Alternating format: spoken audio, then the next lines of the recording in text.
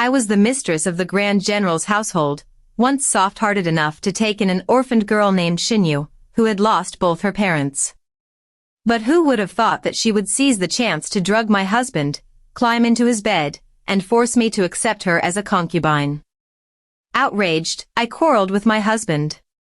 He left the manor in anger for the battlefield and never returned, falling off a cliff to his death.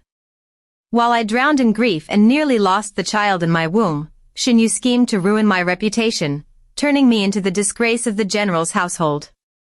Only upon my death did I learn that she had long colluded with my husband's elder brother and his family to seize the vast wealth of the general's estate.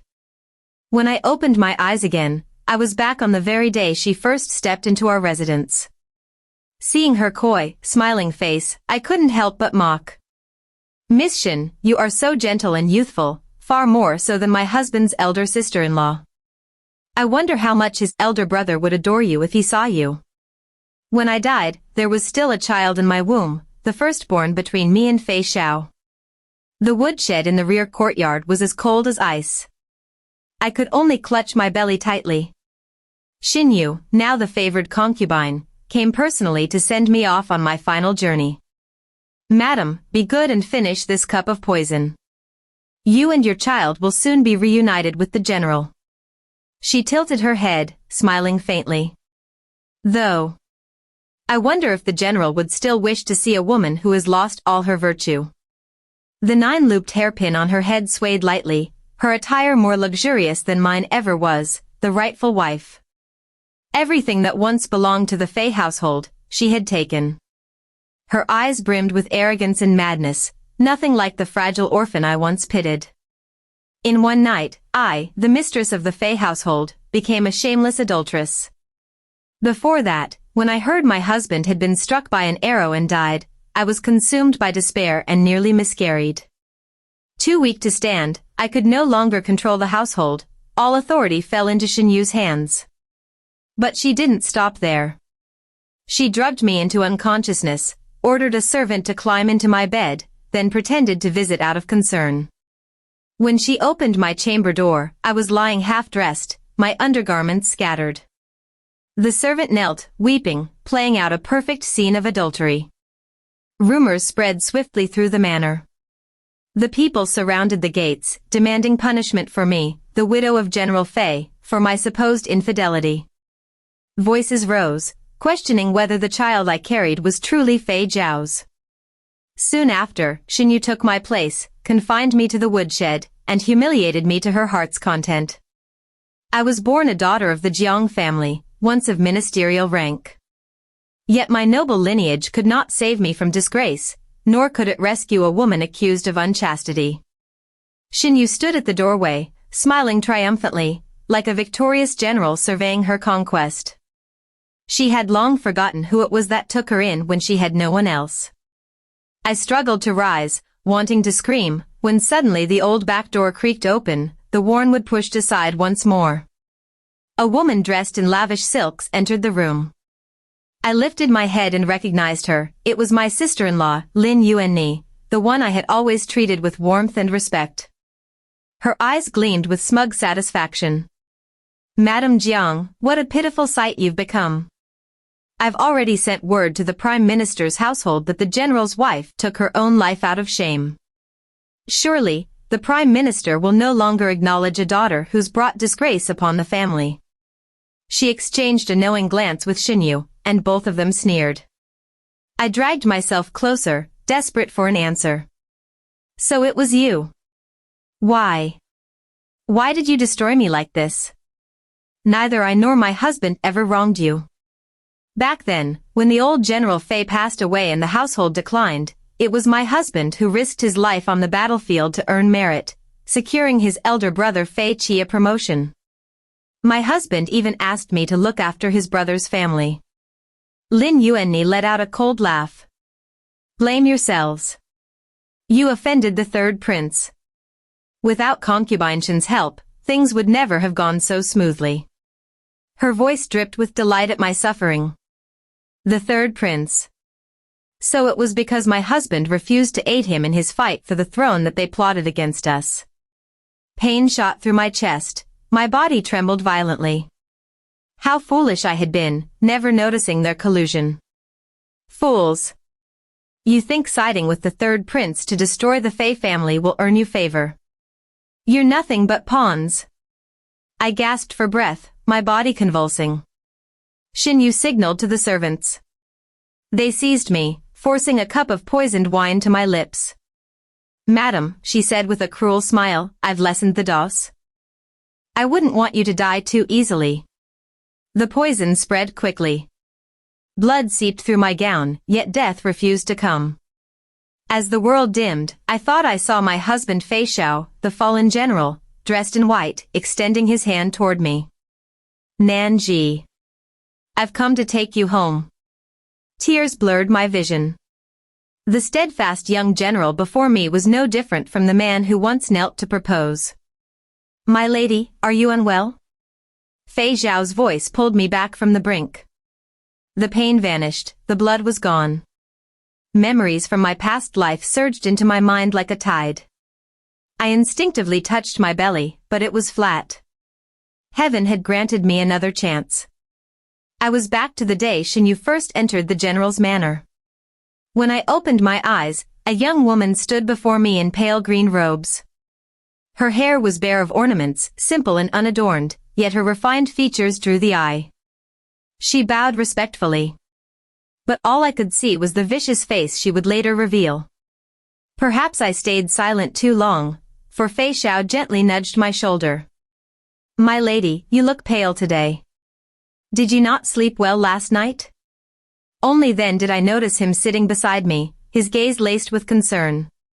The ache of past partings still burned within me. I looked at him, and my throat tightened. He frowned slightly, clasping my hand. His warmth grounded me. Before I could speak, Xinyu suddenly fell to her knees with a thud. This servant asks only for a place to stay. Even if it's menial work, I'll gladly serve. She kowtowed again and again until her forehead bled, such cruelty toward herself. When I turned toward her, her eyes were filled with tears, her trembling figure like a frightened bird, pitiful enough to stir compassion in anyone. That was her disguise. Behind that meek facade hid the mind of a serpent. In my previous life, her deception tore my marriage apart and led to my ruin. She had claimed to be the daughter of a former officer under the late General Fei, bringing a letter written in his dying days. Each stroke of the brush was steady and powerful, soaked in grief and pleading. I begged the old general, for the sake of past loyalty, to care for my orphan daughter. But the old general had been dead for 3 years. My husband, Fei Xiao, now bore the mantle of the household. Out of pity, I let her stay. She then seduced Fei Xiao, pretending it was drunken folly. The crimson stain on the bedsheet burned in my eyes. Yet she wept like a helpless child, taking all the blame before the servants, begging to remain, even without title or name, to serve me and the general. Soft-hearted, I relented and accepted her as a concubine. But pride ran deep in my blood. As a daughter of the Jiang family, I could not forgive Fei Xiao for breaking his vow of lifelong devotion. My resentment drove a wedge between us. Later, when Fei Xiao died in battle, I fell ill for years, while Xinyu conveniently rose to power, claiming the household for herself. Only then did I understand, she had never loved him. What she desired was the glory of the Fei family name. Now, as she knelt before me once more, I kept my face composed, took a slow sip of tea, and said calmly, "Since you are an acquaintance of the late general, I can't bear to see you left without shelter. You may stay here in the Fei residence for now." Her eyes shimmered as she bowed deeply, about to kowtow once more. "Xinyu thanks madam for her boundless mercy. In this life, I will be a beast of burden if I must, to repay madam's kindness, to repay the Fei household. Repay me." I sneered inwardly, though my expression remained calm. "Husband," I said softly, "since Miss Shin's circumstances are so pitiful, why don't we keep her here for now? Later, when the time is right, we can find her a good match. It will be a fitting way to honor the late general's memory. What do you think?" Fei Xiao froze for a moment. Everything in this household follows my lady's word, he said quietly. Throughout it all, his gaze never left me. There was no trace of another woman in his eyes. That unwavering look stirred guilt and sorrow within me. In my previous life, I had been so easily swayed by deceit that I allowed wicked tongues to tear apart the love between us, a love that had once been whole and steadfast. Fei Xiao and I had grown up together since childhood. He was the youngest son of the old General Fei, lauded as a brilliant young commander. 3 years ago, after crushing the northern Liang army, he returned to the capital and personally petitioned the emperor to grant him marriage with me. The wedding procession stretched 10 miles, drums and gongs echoing down the streets. All envied our bond, childhood sweethearts, now husband and wife. For 3 years after our marriage, he never once wavered in his devotion. My lady, he said gently, noticing my dazed look, if you dislike this woman's presence, I'll send her away. The Fei family owes her nothing. He must have thought my silence was unease. It's all right, I murmured, forcing a smile. The next moment, he drew me into his arms. My lady, in half a year I will be dispatched to quell the rebellion. I don't know when I'll return. Perhaps, we should have a child before then. He brushed the tip of my nose, his eyes full of tenderness. But a sour ache filled my chest. I buried my face against him, fighting the sting in my eyes. The Fei family had always served the throne with loyalty. The old general had spent his life on the battlefield, nearly giving his own for the empire. Now Fei Xiao followed in his footsteps, devoting his youth to the nation. Yet the Fei family had 2 sons. The elder, Fei Qi, was not the old general's own child, but the son of his deceased elder brother, born after his father's death. Out of pity, the old general had adopted the boy and raised him as his own. Fei Qi now held only a minor 5th-rank position at court. It was Fei Xiao, the true heir, who inherited the old general's command, a 3rd-rank northern frontier general at merely 25 years of age. In my past life, I had followed Fei Xiao's request to care for his elder brother and sister-in-law. Yet the more I helped them, the more envy festered in their hearts. Eventually, they conspired to take everything from us. This time, I would never allow the Fei household to meet the same fate. And I would never allow them to collude with the 3rd prince again. The emperor had 9 sons. The crown prince had yet to be chosen, and the court simmered with hidden rivalry between the eldest prince, born of the empress, and the 3rd prince, son of the favored consort. In my last life, the 3rd prince had repeatedly tried to recruit Fei Xiao to his side, hoping to gain military power for his faction. Fei Xiao, loyal by nature, declined each time with courtesy. That humiliation festered in the prince's heart. Fei Qi and Lin Yuanni seized the chance to curry favor, using Xinyu as their pawn, dragging Fei Xiao and me into ruin. At this very point in time, the 3rd prince was about to begin rallying the court's support. I needed to strike first, to cut off their alliance before it formed. It was early spring, the rain still heavy, the grass on the training grounds not yet green. That morning, an invitation arrived from the 3rd prince's consort, an elegant card sent directly to the Fei residence. She was hosting a grand tea banquet, gathering the noble ladies of the capital, a veiled attempt to test the loyalties of their households. My maid Shuang Tao brought me the gilded invitation. I exhaled slowly, steadying myself. Of course we'll attend, I said at last. Go summon Miss Xin.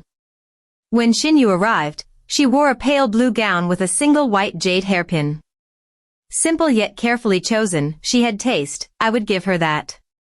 Among all the garments I had sent her, she had picked the one that best framed her as a refined and gentle lady. It had been half a month since she entered the household. Fei Xiao, burdened with military affairs, rarely returned home, and when he did, he came straight to me. She hadn't had a single chance to see him. That alone must have gnawed at her. The consort of the 3rd prince is hosting a tea today, I said softly. The general is occupied with court matters, so I must attend alone. If Miss Xin would accompany me, it would make the day less lonely. Would that trouble you? I smiled at her sweetly, studying her face. The moment she heard that Fei Xiao wouldn't be present, disappointment flickered in her eyes, fleeting but there. Then she lowered her gaze and smiled shyly. Naturally, she wouldn't decline. The banquet would be full of noble women and potential patrons, an excellent chance for an ambitious woman to be noticed. Our carriage stopped near the royal stables. From afar, I saw Lin Yuanni. Because the matter concerned Fei Xiao, the third prince's consort also sent an invitation to the household of my husband's elder brother. In my previous life, Lin Yuanni's venomous words still echoed in my ears. I closed my eyes, suppressing the hatred that surged in my chest. When I opened them again, Lin Yuanni was met only with my calm smile. It's been too long, sister-in-law.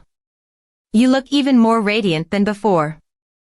After exchanging pleasantries, her gaze fell upon Xinyu, surprise flickering in her eyes. She had only heard that I had taken in an orphaned girl, never expecting that girl to possess such refinement and literary grace, nothing like the rustic peasant she must have imagined. Xinyu had grown up in a scholarly family, and Lin Yuanni herself came from a cultured household. Upon seeing Xinyu's gentle and elegant demeanor, she immediately took her hand with great enthusiasm, chatting as if they were old friends. Xinyu, skilled in pretense, spoke with grace and wit.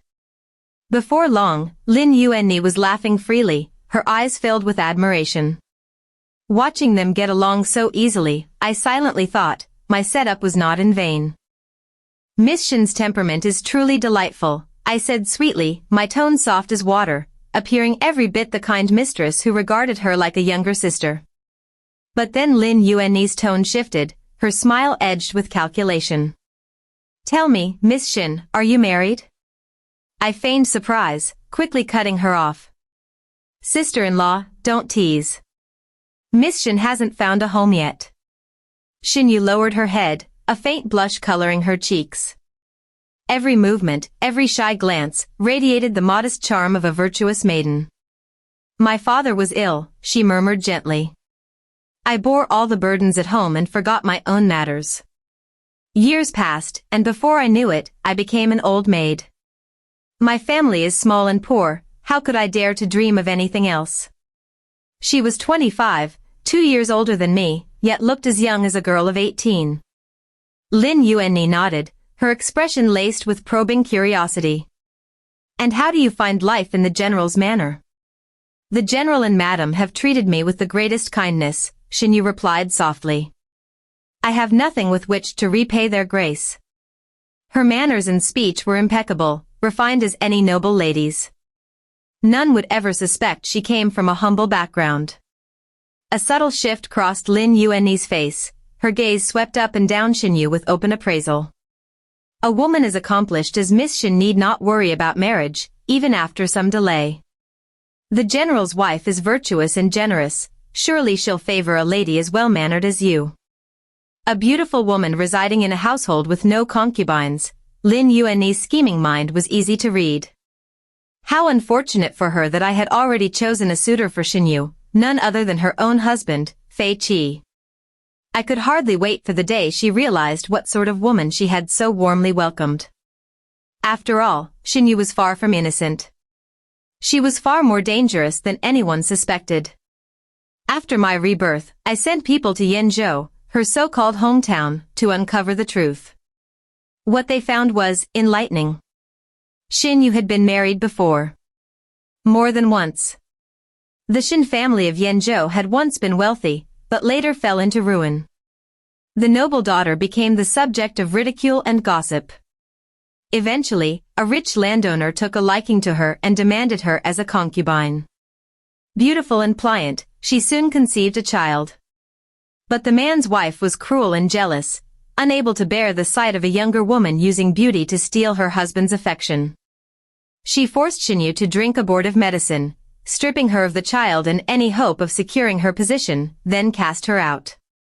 Yet Xinyu was not one to accept defeat. Within months, she ensnared a simple farmer, posing as the perfect, gentle wife. She bore him a son, living a quiet life in the countryside. But poverty soon gnawed at her pride. For a woman like her, accustomed to admiration and comfort, such hardship was unbearable. When she discovered her late father had once served under General Fei, she forged his handwriting and fled to the capital, abandoning her husband and child, taking all she could carry. That child. I had seen him once in my previous life, though I hadn't known who he was. He couldn't have been more than 10, a thin, ragged beggar who came to the Fei Manor. His features faintly resembled Xinyu's, though his speech was broken and stuttering. I assumed it was due to hardship, never realizing he had never received a proper education. By then, Xinyu had already become a concubine in the manor. With her usual poise, she said, "He's just a nephew from my old home, come to seek help. Please don't trouble yourself, madam." Her bright, gentle smile from that day still haunted me. I didn't think twice, letting her handle it. I never saw the boy again. She claimed he had taken the money and returned home. But the truth was far crueler, the child had died by her hand. That poor, innocent child, and yet Xinyu, for the sake of power and prestige, had been cruel enough to kill her own husband. But this time, I struck first. The child now lived safely at an estate under my protection. From his own trembling words, I learned the full truth. To preserve her reputation, Xinyu had poisoned her husband. And though she left the boy with others to save herself, perhaps a trace of maternal guilt made her spare his life. In my past life, that same child, longing for a mother's love, had escaped his foster home, endured hunger and hardship, and journeyed all the way to the capital to find her. Had he stayed quietly in the countryside, he would have lived. But once he appeared in the capital, he became a danger to her secret. When Xinyu saw her son again, she showed no mercy. Now, that child was under my wing, safe from her claws. In time, he would be a valuable piece on my board. As for Xinyu, I would see her stripped of everything, her reputation in ruins. Still, this game required patience. I would need to play each move with care. "What are you two chatting about so happily?" The deep voice broke through the laughter. Lin Yuanni, who had been holding Xinyu's hand and whispering warmly, turned at once. It was Fei Qi, my husband's elder brother. He was lean, dressed plainly, his expression gentle.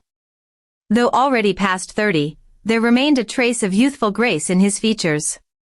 But I knew better, Fei Qi was far from simple. The world often praised the two Fei brothers as paragons of integrity and talent, the most charming gentlemen in the capital. He and Lin Yuanni had been married for 10 years, yet had no children. Lin Yuanni was the favored illegitimate daughter of the Minister of Revenue. Her marriage to a mere fifth-rank official like Fei Qi was considered beneath her station.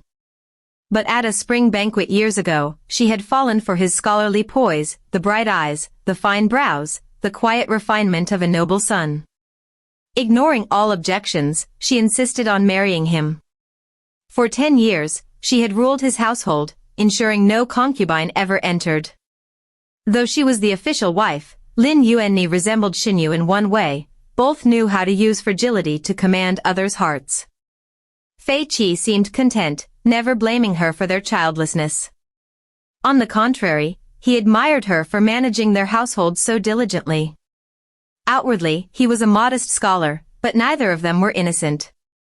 Together, they had secretly allied with the third prince, plotting against me and Fei Xiao. And Fei Qi. He watched it all unfold with pleasure. I couldn't help but wonder, did he truly love Lin Yuanni, or were they merely partners in ambition? "Brother," Lin Yuanni greeted with a bright smile, moving closer to her husband. I returned a polite nod. "Elder brother." Fei Qi stood tall, his dark hair bound neatly by a jade crown, his posture calm and cultured, the very image of a refined nobleman. Xinyu stared at him, clearly taken aback by how elegant he appeared. No doubt she hadn't expected such a man to exist within the Fei family. "It's been too long," I said lightly. "You and sister-in-law still seem as close as ever." Lin Yuanni leaned into her husband's side, pretending not to hear my teasing, murmuring softly into his ear instead. I caught Fei Qi's gaze drifting toward Xinyu, a faint, unreadable smile forming on his lips. I've heard there's a talented lady staying in the general's manor, he said. Now that I've met her, I see the praise was not exaggerated. He glanced at Lin Yuanni, and the two exchanged a knowing smile. They were scheming something, I could sense it in the air. And Xinyu, the shy blush on her face was almost too telling. When the banquet ended, Lin Yuanni still clung to Xinyu's hand, her voice warm and sweet. If you're ever free, Miss Xin, you must visit our east courtyard. We'd love to have you. Then, smiling deeper, she added. We're all family, no need for formality. Removing a jade bracelet from her own wrist, she slipped it onto Xinyu's. Xinyu made a show of refusing, but eventually accepted it. Their silent understanding was clear to anyone with eyes. On the carriage ride back to the manor, Xinyu sat lost in thought. Perhaps meeting Fei Qi had stirred something in her. I was the first to break the silence. Everyone in the capital calls elder brother and sister-in-law the perfect couple, a match made in heaven. I've always admired them. What do you think, Miss Xin? Startled from her reverie, Xinyu blinked, forcing a smile. Madam is right. I've never seen a husband and wife so devoted. I reached out, taking her hand, letting my gaze linger on the bracelet. It's quite an expensive piece. They've been married 10 years with no children, yet elder brother doesn't seem to mind. The whole city praises their bond. Then, with a faint smile, I added. Still, with his talent and bearing, elder brother is bound to rise in rank. If they had a child, I imagine the boy would be as clever and bright as he. Upon hearing my words, Xinyu's expression shifted, a flicker of realization, perhaps even unease, crossed her face. Slowly, she lifted her gaze to meet mine. I held her stare, my once gentle smile fading into measured composure. Sometimes, I said softly, I truly admire my sister-in-law. Though my husband's elder brother holds but a humble position, at least he and his wife live far from the storms that surround the general's household. Our home, for all its glory, rests upon the edge of a blade. One wrong step, and disaster could fall any day. After being reborn, I had kept Xinyu under close watch. Whatever schemes she harbored toward Fei Xiao would come to nothing now. Today, I placed before her a far better opportunity, one that appealed to her instincts. Between gain and loss, between risk and reward, a woman like her would know how to choose. Both Fei Qi and Fei Xiao had only one woman in their households. But if one weighed the situation carefully, Fei Qi was by far the easier man to conquer. Miss Xin and my sister-in-law share many similarities, I said with quiet warmth. Both are gentle, refined, and well-mannered, even I find Miss Xin most agreeable. I paused, letting my words linger. Though, if I may say so, Miss Xin's youth gives her an advantage. My maid Shuang Tao entered at just the right moment, chiming in with a teasing tone that carried no malice. I smiled faintly, as if to confirm her words. A small, involuntary smile curved Xinyu's lips, the kind of smile one wears when a spark of ambition takes root. Xinyu and Lin Yuanni were alike, both soft-spoken, delicate in manner, yet proud to the bone. They wore gentleness like a veil, but beneath it lay the steel of women who knew how to endure and strike when needed. But beauty fades, and even brilliance dims with time. Without children to secure their place, such women often lose a husband's favor sooner or later. Lin Yuanni had her noble birth and her pride, but she lacked the cunning submission of Xinyu, who, having known hardship, understood how to bend to win a man's sympathy. I could see the calculation turning in Xinyu's eyes. She truly believed herself superior to Lin Yuanni. At 25, Xinyu was already past the prime age for marriage. In the capital, such women were rarely wed as principal wives. Even with my sponsorship, finding her a reputable match among the gentry would be difficult. And she knew that. She had never truly dreamed of becoming a legitimate wife. But Fei Qi was another matter. Lin Yuanni, for all her status, had yet to bear a child. If Xinyu could give him a son, her position as concubine could easily rise to favor. perhaps even beyond that. Unlike the valorous Fei Xiao, Fei Qi was a mild scholar, and gentler men were far easier prey for women like Xinyu. I had said enough for a clever woman to understand. And she did. Her eyes widened suddenly, a trace of alarm breaking through her practiced composure. "Madam, please forgive me. I truly have no such intentions." She began to kneel, but I caught her hand, smiling with the serene kindness of a benefactor. "Miss Shin is still young. There's no need to rush." A sheen of sweat glistened on her brow, fear beneath the politeness. I knew she understood me perfectly. But I stopped there, granting her a path to retreat, or to step forward, should she dare. When our carriage returned to the manor, Xinyu excused herself, claiming exhaustion from the journey. She fled to her quarters almost immediately. "Why does Miss Shin look so frightened?" Shuang Tao muttered with a half-smirk. I chuckled. "Because she's clever." Now that I had pierced through all of Xinyu's motives, she would never again risk setting her sights on Fei Xiao. Let her turn her fangs toward Lin Yuanni instead. That venomous woman deserved to taste her own medicine. As for Fei Qi, he was hardly innocent himself. They called each other friends. I would let them devour one another. A battle of wolves in silken robes, I could hardly wait to watch. I had expected to expend more effort, yet things unfolded more smoothly than I imagined. Only a few days after the polo gathering, Lin Yuanni could no longer sit still. Her trusted servant, Madame Lu, came to visit in person. "My lady," she said with a courteous bow, "after meeting Miss Shin at the polo match, my mistress found her most agreeable. She wishes to invite Miss Shin to stay with us for a few days. I wonder if Madame would be willing to part with her." I stirred the floral tea Shuang Tao had brewed, my lips curving faintly but offering no reply. "Ah, Lady Lin is quite clever," Shuang Tao said with feigned indignation. "Knowing how fond Madame is of Miss Shin, to take her away just when Madame has finally found a companion she likes." Shuang Tao had served me since my maiden days, she knew me best, and detested Xinyu's false meekness. Her playful remark only deepened Madame Lu's conviction that I harbored no suspicion whatsoever. No doubt, she would relay every detail to Lin Yuanni. I waved a hand, pretending to chide my maid. "Shuang Tao, mind your manners." She pouted and withdrew behind me, just as planned. "Since my dear sister-in-law has taken a liking to Miss Shin," I said with a gentle smile, "why not let her stay with you for a few days? Just recently, my husband mentioned finding a suitable match for Miss Shin. There are quite a few fine young men among his officers."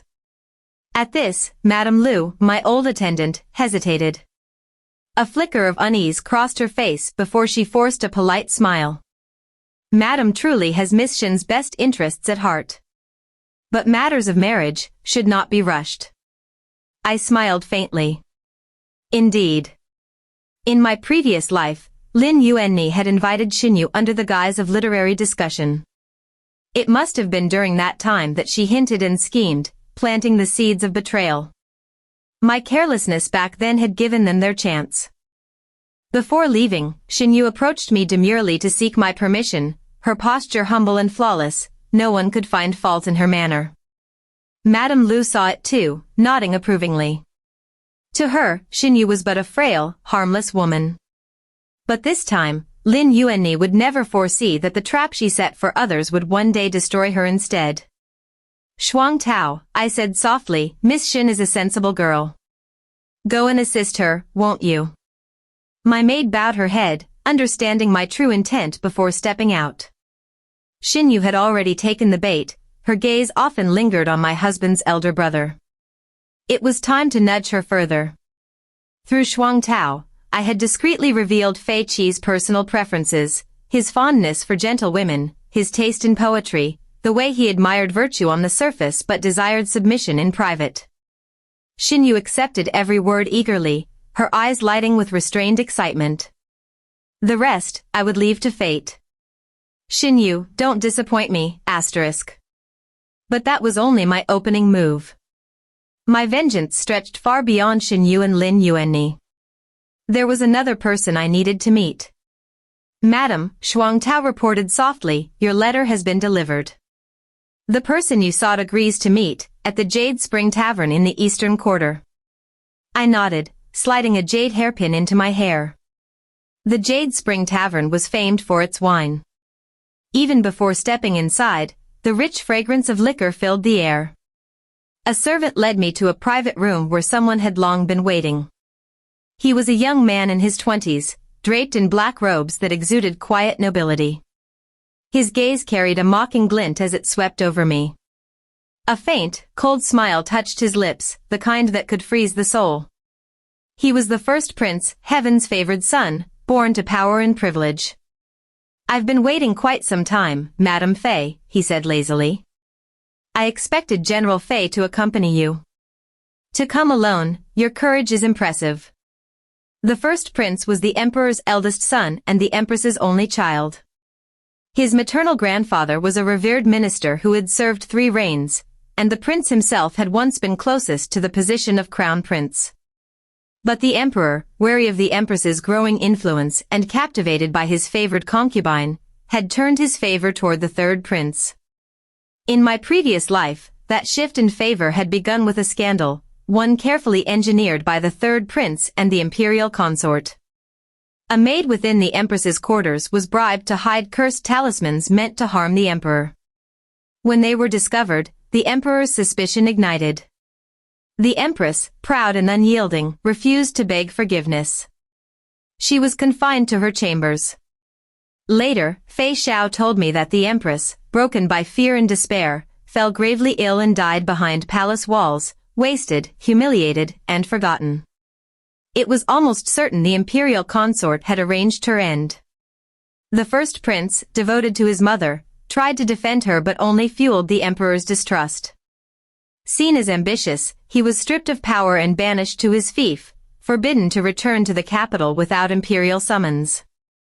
But now, none of that had happened yet. And I knew, beneath his composure, he carried great ambition. Your Highness must have read my letter, I began calmly. Then you already know of the dealings between my husband's elder brother and the third prince. In that letter, I had laid out every hidden transaction between Fei Qi and the third prince, along with a secret that could change everything. The maid who betrayed the empress was, in truth, a servant planted by the imperial consort herself. If he had agreed to this meeting, then he had already verified my claims. He lifted his wine cup, his eyes narrowing slightly. And what does Madam wish of me? I met his gaze, lips curling into a faint smile. A wise man like your Highness surely knows that the Fei household cannot harbor parasites like them. I need you to pretend to recruit my husband's brother to your cause. The rest, leave to me. I will make certain the third prince never rises to the throne. The first prince regarded me silently for a long moment, then inclined his head. He leaned forward slightly, his tone low and measured. And what does Madam desire in return? I brushed my fingers against the rim of his cup, then lifted my own and drank in one smooth motion. When your Highness ascends the throne, I said softly, I ask only one thing, that you protect the Fei household's peace for the rest of our days. When dealing with clever men, few words are needed. Madam is as cunning as she is composed, the crown prince said with a faint smile as he turned to leave. I wonder, does the general know of your schemes? I set down my wine cup. The general and I are one, I replied evenly. Whether he knows or not, what difference does it make? He seemed pleased with that answer. His footsteps receded into the distance. The smile faded from my lips. The old Jiang Nanji, the naive woman once sheltered by love and protection, had died. Now, I would be the one to protect the Fei household. To protect Fei Xiao. With the crown prince quietly extending his hand, my plan was unfolding far more smoothly than I had dared hope. Soon after returning from the Jade Spring Pavilion, I began searching through my private storeroom. At last, I found the perfect item. Shuang Tao, bring this white jade go set to Miss Shin, I instructed. Fei Qi was a man of letters, fond of refined amusements such as calligraphy and board games. I needed only to give Xinyu a reason, an innocent pretext, for their meetings. Madam, Shuang Tao said later with a mischievous glint, I heard the young master has been visiting Miss Xin quite often lately. Oh. I traced my fingers across the smooth surface of the jade stones. I had never cared for such frivolous luxuries. Things, or people, without depth or wit were equally meaningless. They say Miss Xin slipped and fell the other day. The young master caught her. Afterward, they began chatting about his paintings. She praised his brushwork so much that he couldn't help but stay longer. They seemed to get along rather well. I smiled faintly. Then, I suppose he's already been to her chambers by now. A beauty's invitation, how many men in this world could resist? I set down my teacup. Has Lin Yuanni noticed anything? Shuang Tao grinned. Not at all, madam. She's been running herself ragged, one day at the Crown Prince's mansion, the next at the third prince's. Barely has time to breathe, let alone keep watch over Miss Xin. Her tone turned gleeful. But lately, she looks dreadful. Her face is sallow, and even the young master seems weary of her. She's been summoning Miss Xin often, pretending to chat, no doubt thinking the girl is helping you. If only she knew that Miss Xin has already seduced her husband. Indeed, Lin Yuanni might have been born into a cultured family, but she still bore the temperament of a spoiled lady, fond of soft words and coquettish airs.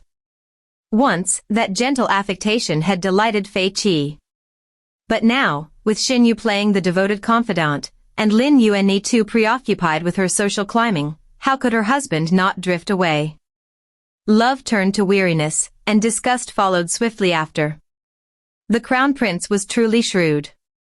Fei Qi had long aligned himself with the third prince. The crown prince no doubt understood that when both sides courted the same man, he would eventually have to choose, and that choice would tear him apart. Playing both sides was a dangerous game, even for a man. Meanwhile, Lin Yuanni, busy flaunting herself at banquets and currying favor at the palaces of princes, had no time left to guard her marriage. I turned toward the window. The imperial orchid the emperor had gifted us was in full bloom, exquisite and fragrant. But even the most beautiful flowers become dull when admired too long. In 3 months, Fei Xiao would march west to suppress the rebellion under imperial command. By then, Xinyu would have spent a full month in Lin Yuanni's east wing. At first, the two women had been inseparable, exchanging poems and laughter day after day. But over time, Lin Yuanni grew restless.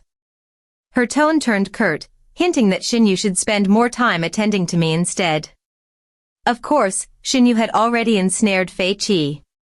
She merely kept up the act of loyalty, visiting me occasionally to recount tales of his brilliance and how deeply they understood each other. Madam, Shuang Tao whispered, eyes bright with glee, word has it they quarreled again in the east wing. Her delight was impossible to hide. Lately, Lin Yuanni's constant visits to both princely mansions had reached the emperor's ears. The crown prince had made sure of that. The emperor, suspicious by nature, scolded the Fei family for their divided loyalties but spared punishment, for Fei Zhao's sake. Still, at court this morning, His Majesty had publicly rebuked Fei Qi, humiliating him before all officials. He returned home seething. Lin Yuanni, instead of holding her tongue, lashed out, earning a storm of curses in reply. The servants reported shattered glass and broken glazed cups littering the floor by the time it ended. 10 years of marriage reduced to shouting in shards. They said when Fei Qi left, he didn't even look back, his face twisted with contempt. For a proud woman like Lin Yuanni, that must have stung worse than any blow. So, I asked quietly, has Fei Qi gone to Xinyu's chambers yet? Shuang Tao nodded eagerly, her smile sly. Madam's foresight is unmatched. It's been happening for half a month now, he stays there for hours each time. Good. I lifted my teacup, a trace of satisfaction flickering across my face. Then it's time we remind my dear sister-in-law of her place. From the western frontier, Fei Xiao had sent me several bolts of the most exquisite embroidered brocade. He said the pattern was unique, unseen even in the capital, and that only I was worthy of wearing it. I ordered Shuang Tao to select a few of the most exquisite brocade pieces and deliver them to the East Wing. These were personally set aside for you by the general, madam. Are you sure you wish to part with them? I pinched her cheek lightly, smiling. If we don't sacrifice the small, how can we gain the great? When I arrived, Lin Yuanni's face was pale, her eyes rimmed red, she still hadn't recovered from her fury. Upon seeing me, she forced a smile, though her tone betrayed the effort to suppress her bitterness. Of course, she would rather die than let me know of her marital quarrel. Pride would not allow her to appear weak before me. I smiled brightly, presenting the shimmering fabrics before her. At the sight of those radiant silks, her wounded pride softened, replaced by a flash of delight. She began to select from them eagerly, one piece at a time. I sat beside her, pretending ignorance, and asked casually. Strange, I don't see Miss Shen anywhere. There's a lovely blue one here, I set it aside just for her. Lin Yuanni froze. Her brows furrowed slightly as she glanced at me. You hold Miss Shen in such high regard, do you? Of course, I replied with a serene smile. I've grown quite fond of her. At once, the tension in Lin Yuanni's eyes loosened. She must have thought Xinyu had managed to win my trust completely, that if the woman could deceive me so easily, then seducing Fei Xiao would be effortless. Her mind, no doubt, was already spinning with triumph. After a few moments of feigned conversation, Lin Yuanni took my hand, her tone suddenly sweet. Why don't we visit Miss Shen together? Though dusk had not yet fallen, Xinyu's courtyard was already cloaked in darkness, no lamps lit, no sound save the whisper of wind. Only one young maid stood guard outside the door. At the sight of us, she blanched. Madam, why have you come so suddenly? Though the room was dark, faint noises stirred within. Lin Yuanni's eyes narrowed. Her expression shifted, part confusion, part dread. After a heartbeat, she composed herself, turning to her maid. This fabric is a gift from Madame Jiang to Miss Shen. If Miss Shen has already retired, we'll leave it here.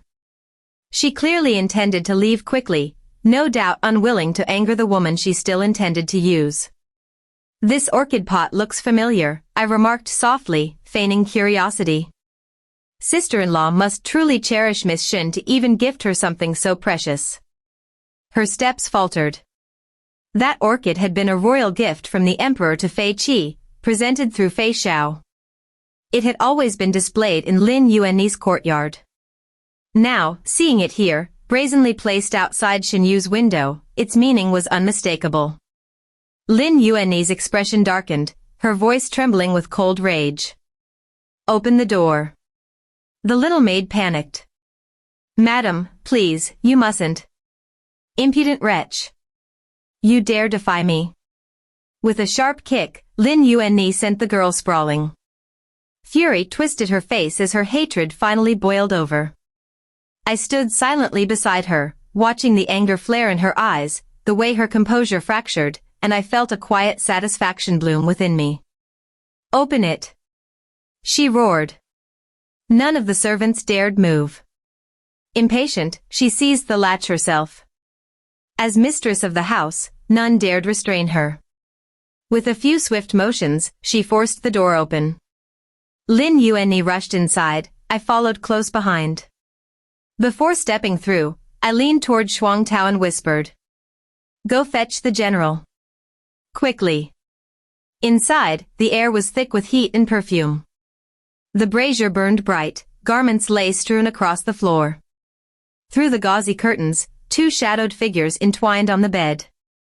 Lin Yuanni strode forward and yanked the curtain down. Xinyu's face, delicately painted, was flushed with passion, her lips parted in feigned innocence. The man beside her muttered in frustration, hastily grabbing his robe to cover her bare shoulders. In that instant, Lin Yuanni saw everything clearly.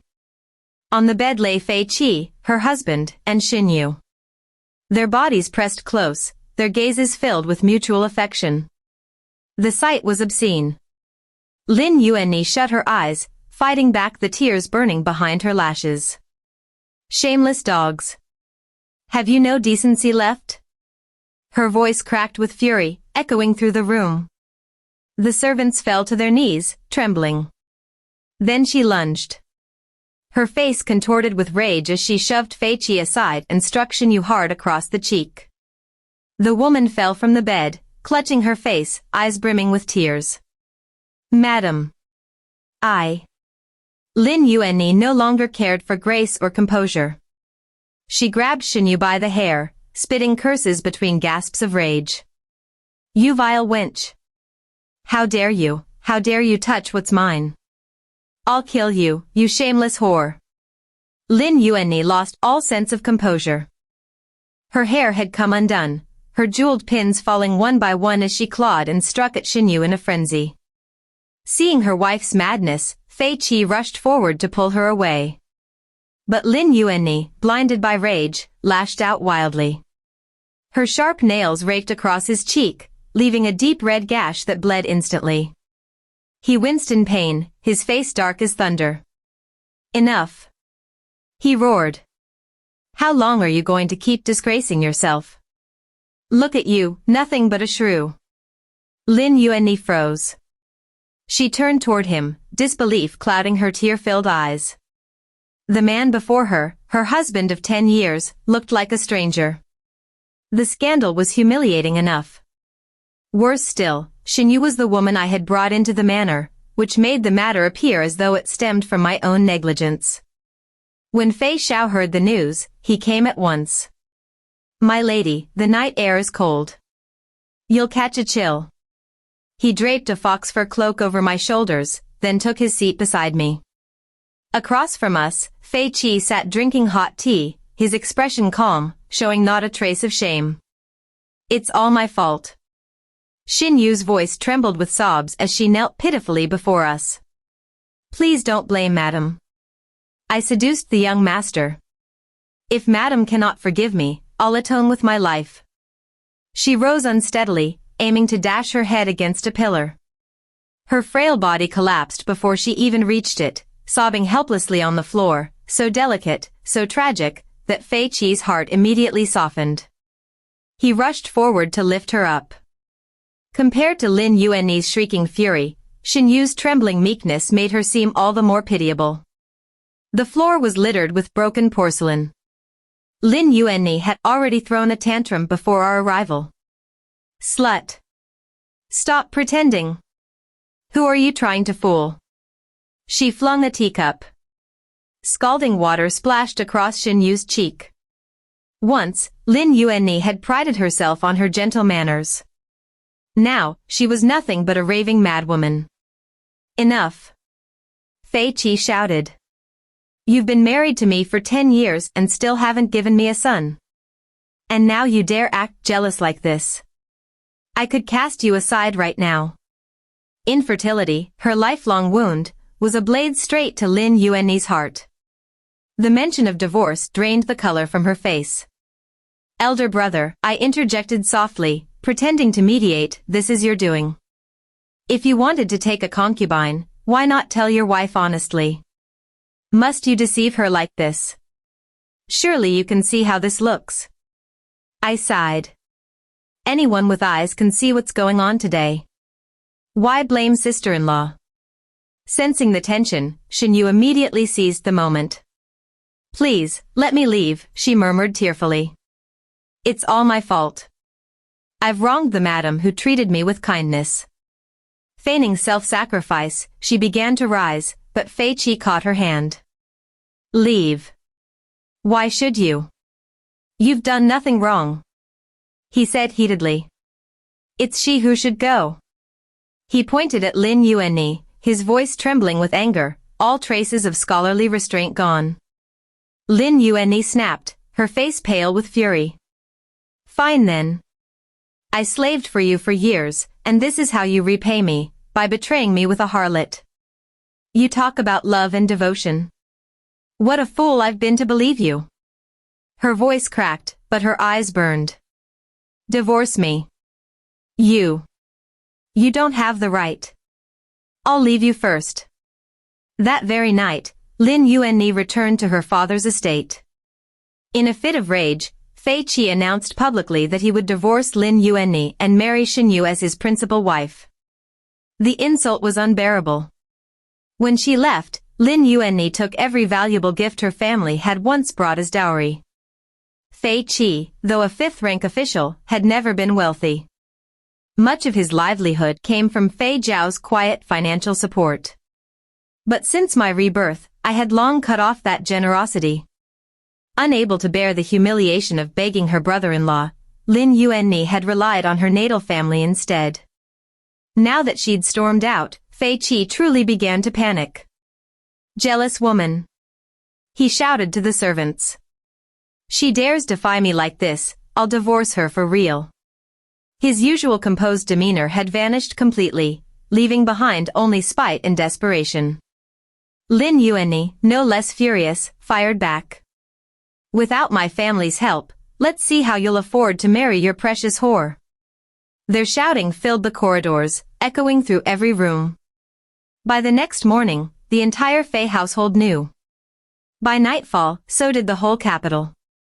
The scandal spread faster than wildfire, another triumph for me, the silent hand behind the fall.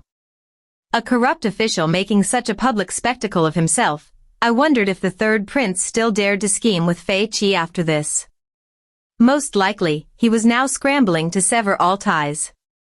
The moon hung like a curved blade. I sat before the bronze mirror, lost in thought. "My lady, did today's events frighten you?" Fei Xiao stood behind me, a peachwood comb in his hand, gently drawing it through my hair. In the candlelight, his face was resolute yet tender, every movement radiated quiet warmth. Through the mirror, I met his gentle gaze. My heart ached. "Husband, do you not blame me?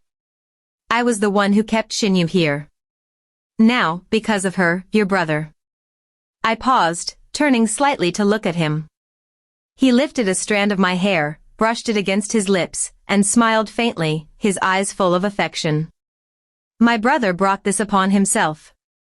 Before father passed, he asked me to look after him, but his conduct at court has become disgraceful. And now this scandal, no one can protect him anymore, not even me. Let him bear the consequences. All I want is peace with you. Whatever you wish to do, do it without fear. I'll always stand behind you." The comb stilled in his hand.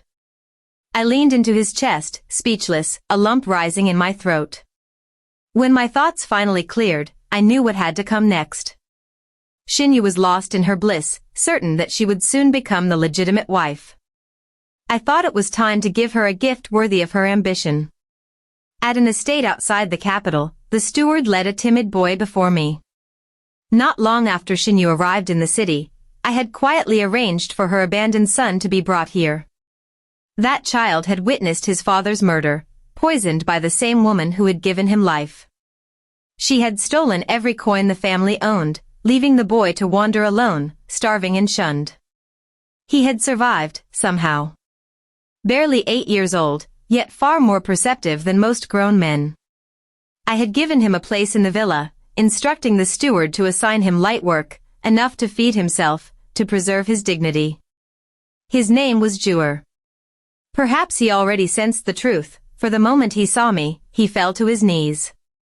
"I know you are my benefactress, madam. Whatever you command, I will obey. Do you still remember your mother?" I asked softly.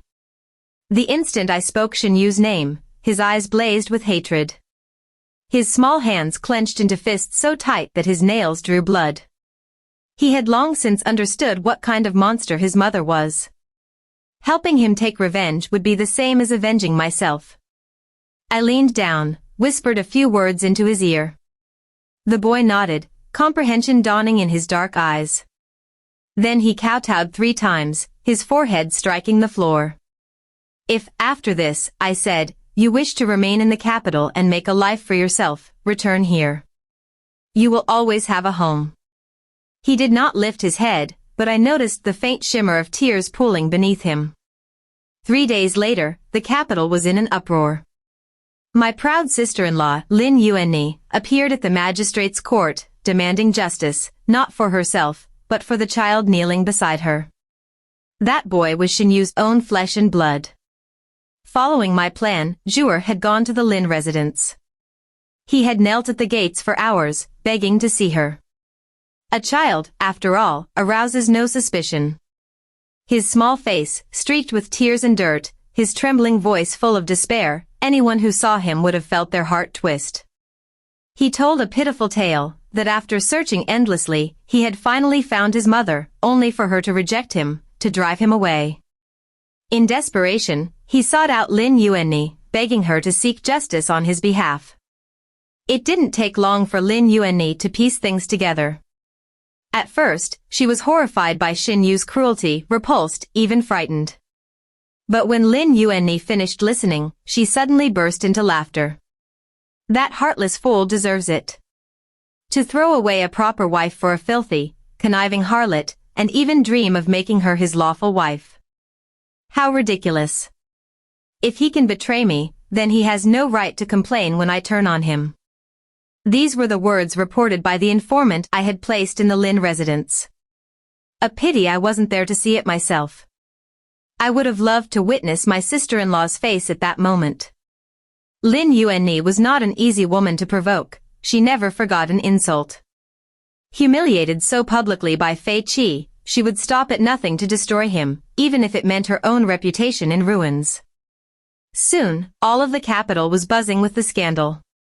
Lin Yuanni had taken Xinyu's son to the magistrate's court, beating the grievance drum to demand justice. The city split into two camps.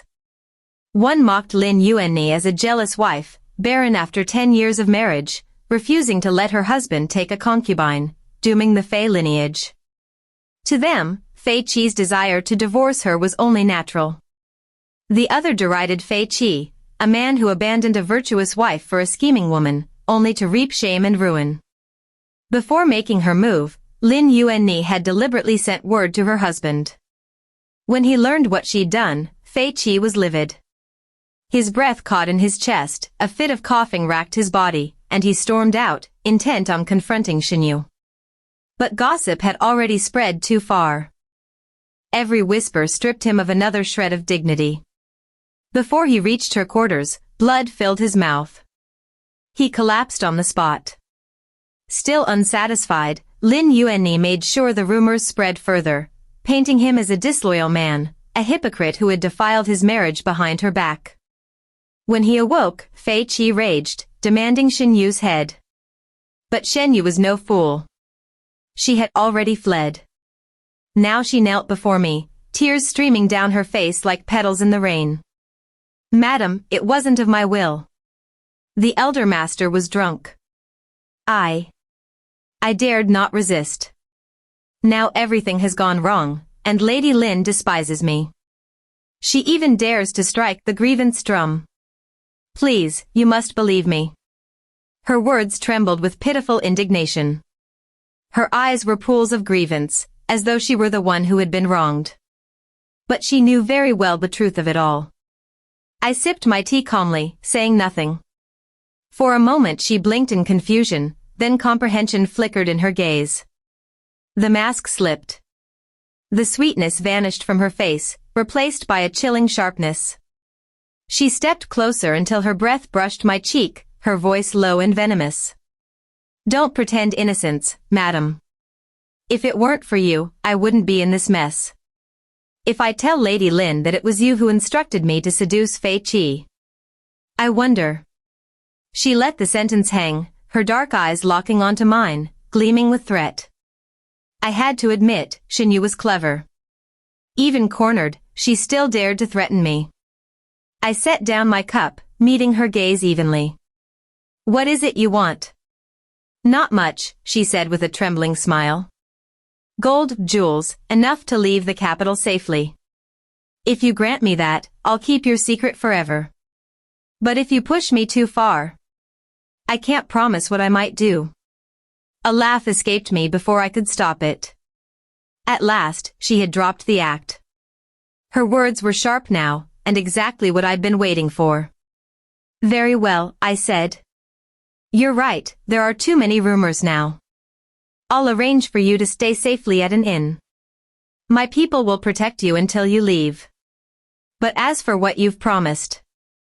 Madam is wise, she said quickly, relieved. If you're this straightforward, I'll keep my word. Shuang Tao appeared to escort her out. But I knew better than to trust Xinyu. She was dangerous as venomous, but I was no saint either. Promises could be broken. Lies could be returned in kind. After all, only the dead can keep a secret forever. Still, I wanted her death to be worth something, to make her final moments count. I took up my brush, spread out a clean sheet of paper, and began to write. Just one last move remained. The scandal surrounding Lin Yuanni plunged Fei Qi into disgrace. His peers turned their backs on him, whispers of contempt followed wherever he went. Before long, he fell ill, crushed under the weight of humiliation. At court, several officials submitted memorials condemning the third prince. Everyone knew Fei Qi's close association with him, and that even the third prince's consort often socialized with Lin Yuanni. The emperor was enraged. He rebuked the third prince harshly for his poor judgment, accusing him of consorting with men of no virtue and even hinting at ulterior motives, unfit for the throne. The words struck deep. The third prince stormed back to his residence in fury, where a shouting match soon erupted between him and his consort. It was then that a young page at his side, one of the crown prince's informants, leaned in and whispered, "Your Highness, why not visit the Jade Spring Pavilion? There's fine wine there, and finer company." The third prince had been spoiled since birth, raised by the imperial consort, used to indulgence and praise. But his wife, born into a military family, ruled his household with discipline and authority. Tonight, pride and anger clouded all reason. And the beauty the page mentioned was none other than Xinyu, placed there by me. If fate had once bound these two sinners together, I would be the one to tie the knot tighter. Xinyu had already been drugged. After a few cups of potent wine, the third prince allowed himself to be led into her chamber. He had never seen her before, she had kept a low profile since arriving in the capital. He had been stifled for too long beneath his consort's stern watch. So when he saw Xinyu's soft, delicate features, her Jiangmen grace, her downcast lashes trembling like the edge of silk, desire consumed him. He lunged at her like a starving beast, utterly lost to lust. What he did not know was that the third prince's consort and I were both at the Jade Spring Pavilion that night, in the adjoining room. "Strange," she said suspiciously as we shared tea. "General Fei has always refused His Highness's offers. Why the sudden change of heart?" I smiled serenely. "His Majesty has long favored the third prince as the future heir.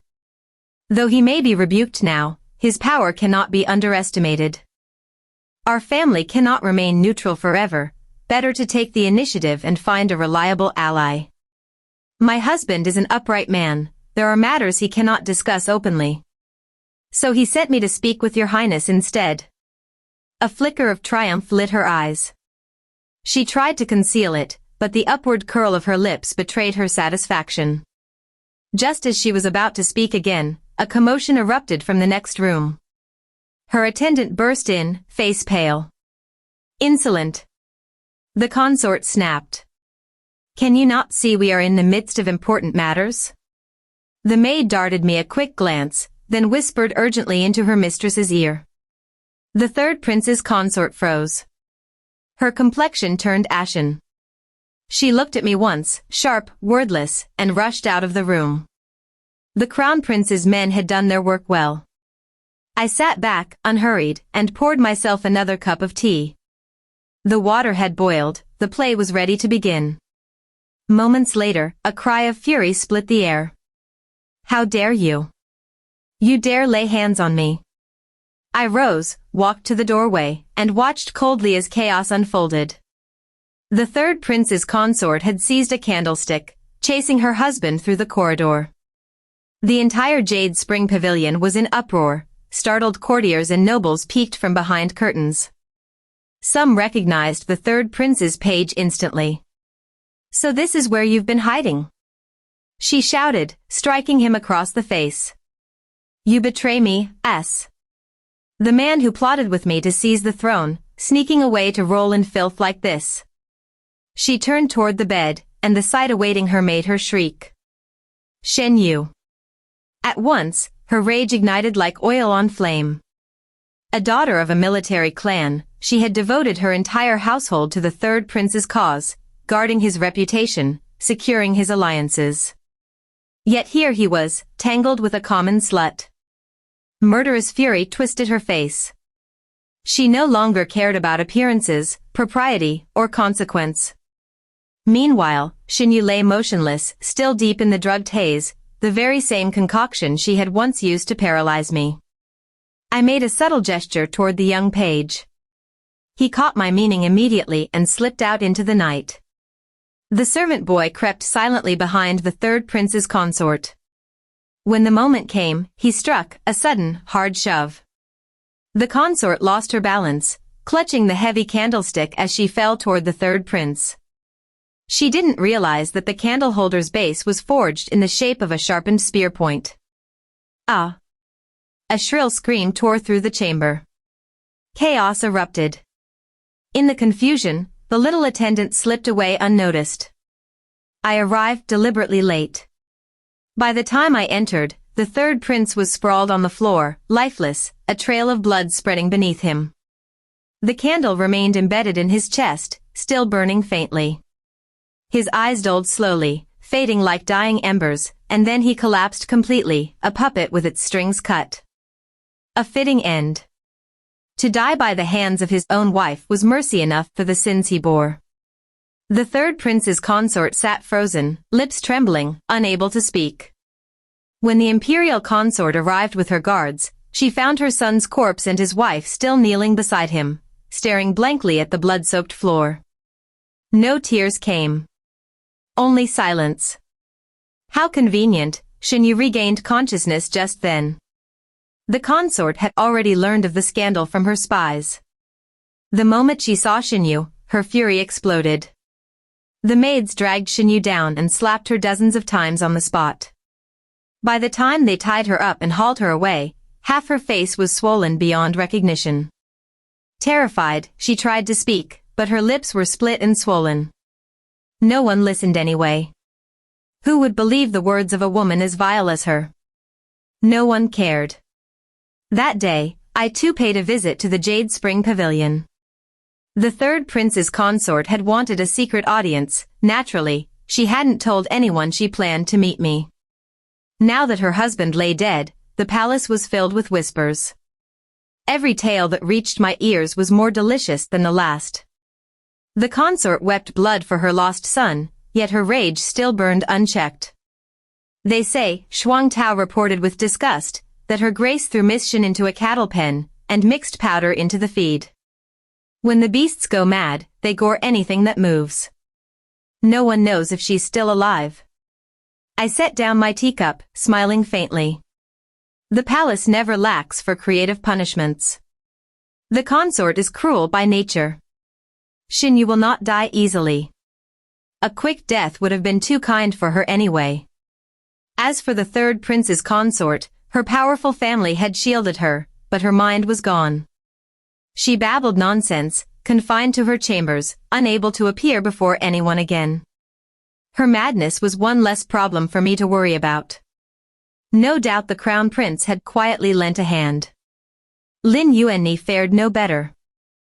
To appease the grieving consort, the emperor turned a blind eye to her vengeance against the Lin family. When her fury cooled, the consort realized she had been used. She believed Fei Qi and his wife had conspired with the crown prince all along, pretending allegiance to the third prince only to ruin his name and turn the emperor's favor away from him. And since Xinyu had been tied to Fei Qi, using a woman to orchestrate the prince's downfall, her hatred deepened tenfold. The crown prince's star rose quickly after that, and everyone could see that Fei Qi and Lin Yuanni's involvement had not gone unrewarded. Less than 3 days later, news spread, Fei Qi had taken ill and died in his bed. Lin Yuanni, summoned to the palace soon after, never returned. They said a woman's corpse was carried out from the consort's quarters, her 10 fingers severed clean. The palace guards whispered that it was a foolish maid who had angered her grace, tortured to death as an example. But we all knew who it was. The imperial consort's hand was steady, her cruelty unmatched. It was only her son who had been too foolish to survive her ambitions. When Fei Qi died, Fei Xiao didn't even visit the mourning hall. The servants said that in his final delirium, Fei Qi screamed Xin Yu's name, demanding she be executed. Spring returned, and the world warmed once more. The dead were buried, and vengeance had run its course, like a long, fevered dream. Fei Xiao sat atop his horse, clad in silver armor, his bearing noble and commanding.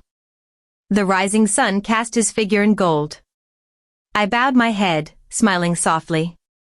Thank heaven he knew nothing of the darkness that had passed. Don't worry, my lady, he said, voice bright with confidence.